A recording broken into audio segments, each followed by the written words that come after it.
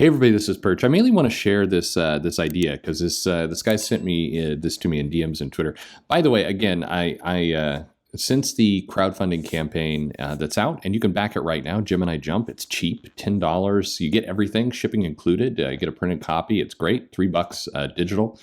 Again, just trying to deal with the logistics of shipping and other things is a pain. I mean, I really intended this comic to be $7.50 out and to work that price down. We'll get there. We'll get there. That's the goal. Cheaper comics. That's what I'm putting out. It's interesting that people have been pissed. Like I gather there's a whole little strategy of people putting some tactics together to go attack this because I'm getting into the revenue. That wasn't the point. The point was I think we've been complaining that comics are too expensive for a while, trying to make comics cheaper. The end.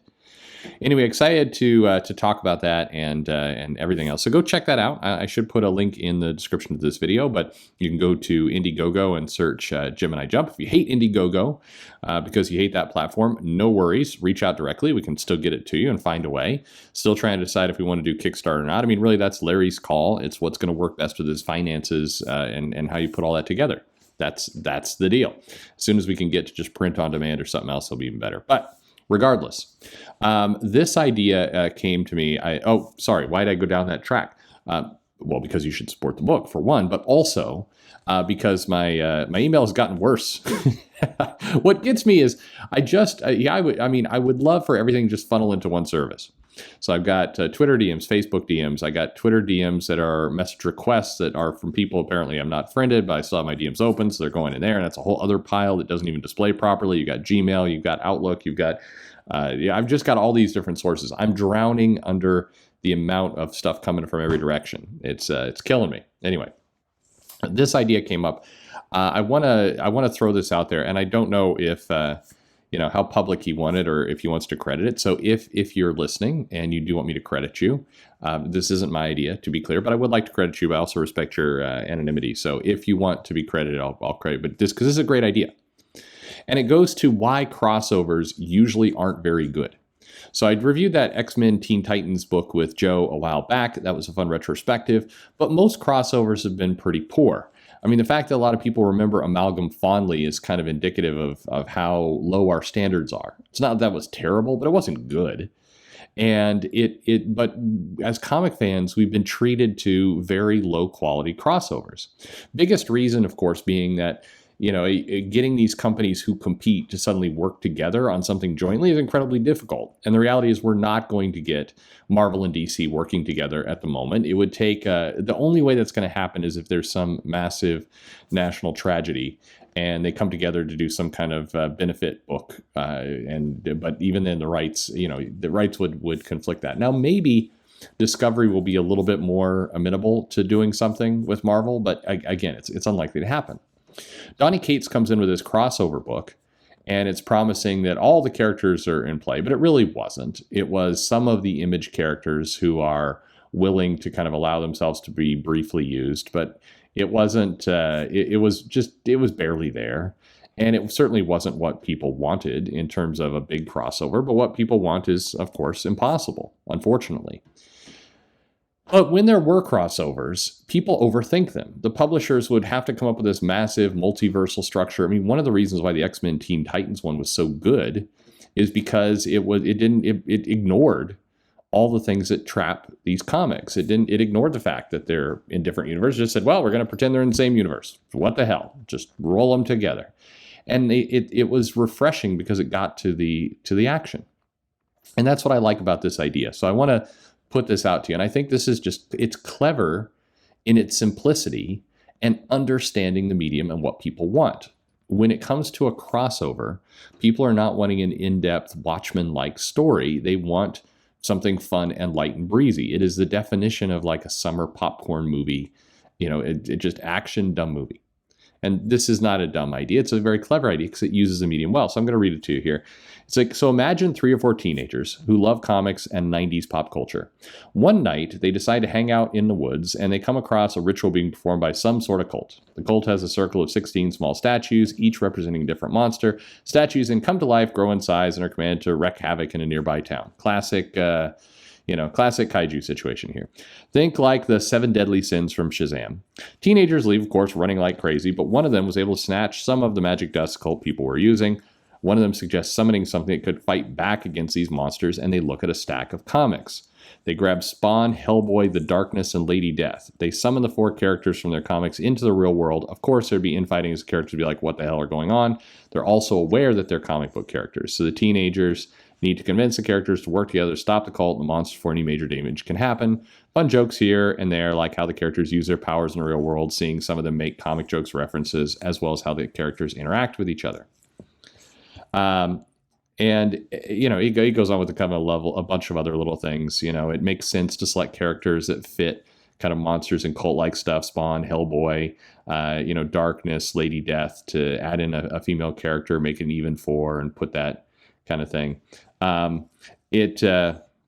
Fun interactions with the characters. Imagine the 4 sitting at a table and Hellboy and Spawn talk about who had the better crossover with Batman.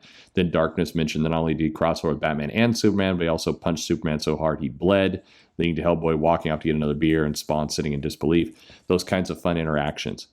That would be fun. That would be a fun crossover. It's simple. It's absolutely simple. I mean, I'm not insulting the writer. The writer recognizes it's simple. It's kind of dumb. It's playing to kind of just, fan service of, with a little bit of logic to it. And I mean, you could put different characters in there and everything else, but this one idea, it just reminds me of why crossovers, people overthink them. People want to create meaning out of this and want to tell kind of a deeper story, but why? There's no point to it. That's not what people are after. When they want to see, say, Spawn and Hellboy in a comic together doing things, they don't want to have a bunch of panels devoted to the multi-universal fabric is tearing and there's a new villain we've never heard of before that is deliberately trying to mix the universes, and we got to stop them. If we don't stop them, things will get mushed together and that won't be good and will lead to sadness. They want to see these characters fight some stuff. They want to have them have some crazy banter that reflects kind of their past life. That's what people are after. And it always amazes me that the comic writers absolutely overthink the problem. They want to just continuously go down this path of trying to create something complicated where it's not necessary. I think in a lot of cases with comics, there's a lot of overthought to it. There are people who really just want entertainment. They want to be able to read this comic, get immersed in it. They're not looking to see themselves reflected in the pages. They're not looking to have a, transcendental moment where they're going to think about kind of the future of how society interacts. I mean, we love things like Watchmen and Dark Knight Returns and some of these darker, deeper books that are soul searching. We like kind of the big ethical questions raised in The Walking Dead, and that it's nice, but we like the dumb stuff too. We like the simple stuff. We like the characters actually playing off. Do we need an in-depth analysis of how the Thing thinks about his Jewish faith? Maybe every now and then, every issue, that'd be terrible. We want to see the Thing say, it's clobbering time, and punch somebody in the mush. That's what people want. You don't have to make it so serious all the time. You don't need to, again, it's when I read these articles of like, well, we have this audience, and I mean, even the end of Immortal Hulk number 50, where it's like, if you saw yourselves in these pages and we helped you through it, cool. If that did happen, cool.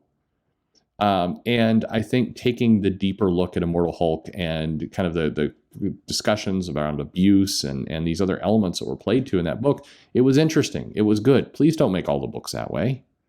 They don't all need to be that way. And the Hulk doesn't always need to be that, having those adventures either. If Donny Cates is going to send the Hulk off into space to smash stuff, cool. That could be interesting. Let's see what happens. But don't forget, when we're making comics, to just take a direct path of giving the fans something that they want. Fan service is not a bad thing. It doesn't just mean, look, we've got the boobies of the characters out there, and because they're taking a bath. That's for people who are confused right now, that is how the definition is evolved over in manga.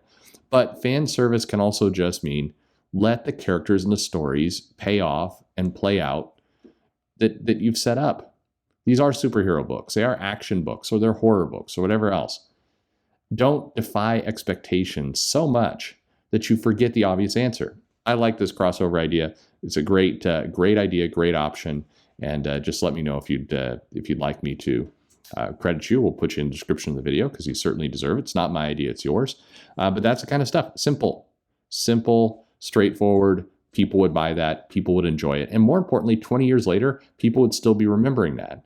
Remember that time that they had the beer and they talked about the characters? People would remember that kind of stuff. Food for thought. Thanks for the idea. Thanks everybody to all the mail you send. I really appreciate it, even though I'm absolutely shit at getting back to all of it. But I will keep trying. Thanks for listening.